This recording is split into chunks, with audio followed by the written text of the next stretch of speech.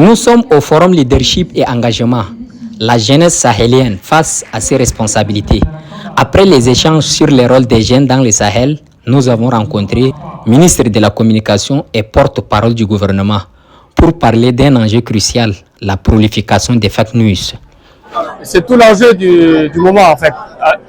Il y a un équilibre à trouver entre la préservation des libertés, qui est quand même un droit fondamental reconnu par la Constitution, et en même temps lutter contre les dérives de la désinformation, des discours de haine sur les réseaux sociaux. Et donc en tant que ministre de la Communication, moi je ne peux qu'appeler la jeunesse à faire le tri entre ce qui relève de l'information vérifiée, recoupée à la source, et ce qui relève des fake news, de la désinformation. Mais ça aussi, on ne peut pas lutter efficacement sans avoir des moyens nécessaires. Et en cela, il faut former la jeunesse pour détecter qu'est-ce qui relève de la fausse information, qu'est-ce qui relève de l'information qui est vraie.